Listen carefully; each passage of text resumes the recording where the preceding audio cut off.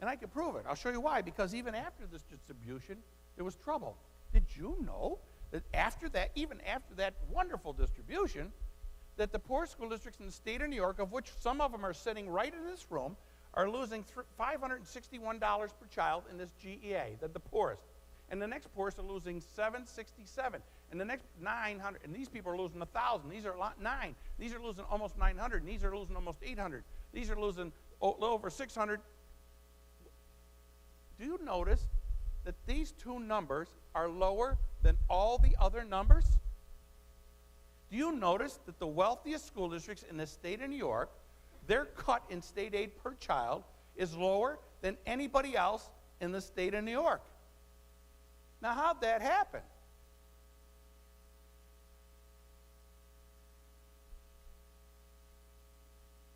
This is a Justin Bieber moment here.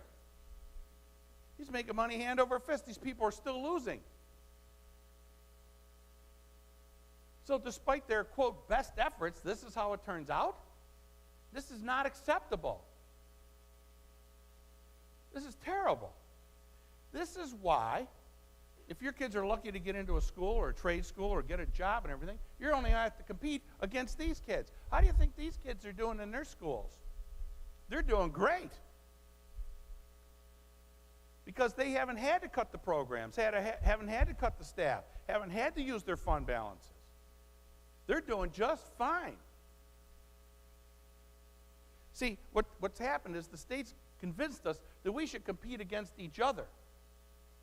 They're competing against China. Actually, we're competing against China too.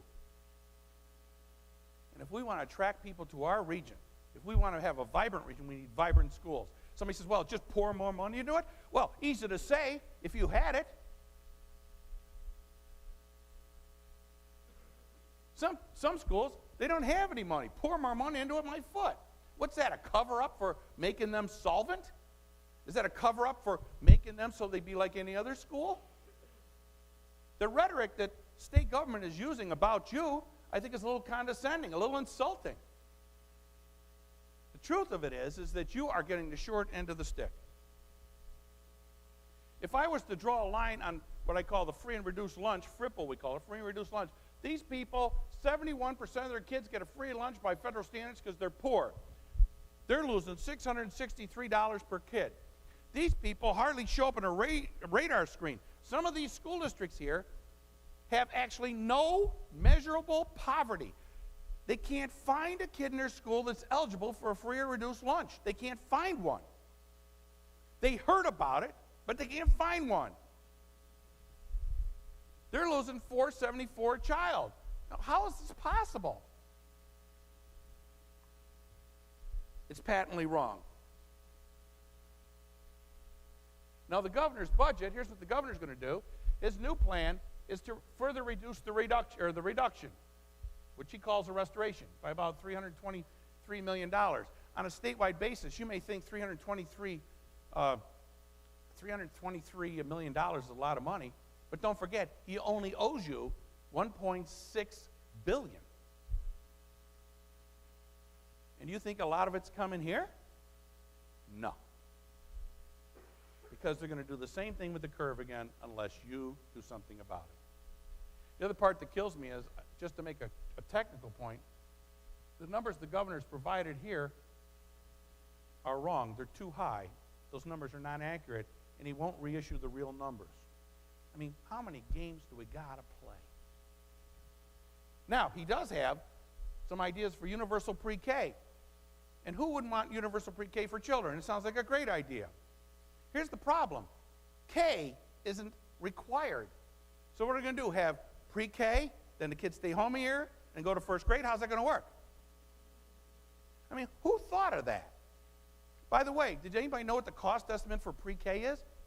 The minimum estimate is $1.6 billion.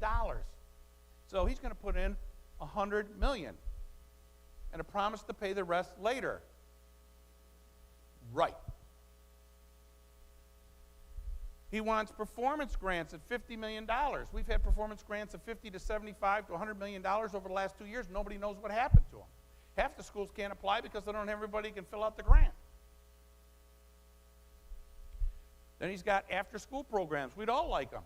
The problem is we can't keep K through 12 going. Teacher excellence certainly deserves some type of excellence, but the key thing is we got to train people first. Technology, I think we could use that. And then there's this little Smart Schools Bond Act. I don't know. Would you go and buy, I don't know, a cell phone and finance it over 8 years? Would you finance, I don't know, would you finance your TV over 8 years? What would you finance over 8 years, aside from a house? Can you think of any piece of technology you would finance over 8 years that you want so you could stay current? Anybody? I'm at home trying to figure out what I'm going to do with my DVD collection.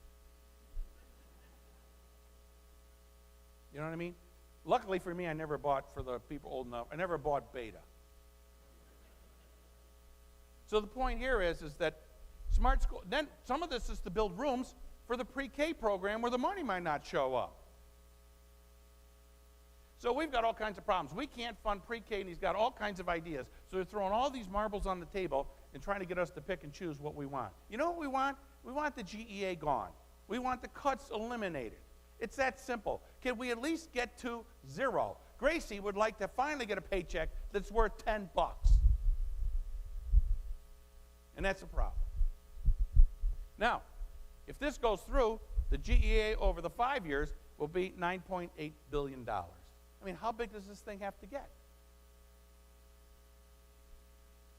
Now, let me continue on. Districts have cut programs, cut staff, use fund balances to survive the GEA, but they can't cut the same program more than once, can't cut the same staff member more than once, and fund balances continue to dwindle. If he had kept the GEA the same, it would have been $43.7 billion in this BOCES only.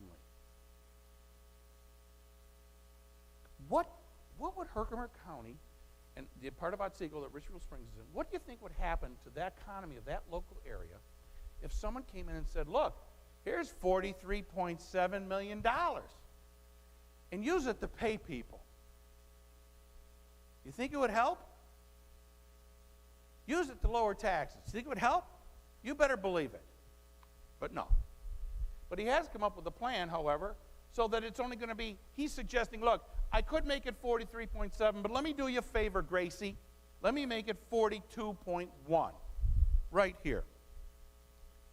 This is the amount every single school district has lost each year, and here's what he's proposing this year. So, look, West Canada, quit whining, will you? Suck it up. Minus $300,000. Frankfurt Schuyler, lose about $1 million. Come on, you can do it. Herkimer, lose about $500,000. You can do it. What? Are you kidding? It would be easier if we were the Justin Bieber, Warren Buffett types where we wouldn't mind if we lost $500,000. But we haven't got much to start with. So what's actually happening is look at the sum total over these years. What could these school districts do in terms of offering programs and having kids achieve if they had that? What could Poland do with $2.8 million? What could Central Valley do with 8.3 and so on? They could do amazing things. We could be on the map. When that nanotech center showed up, we'd be ready.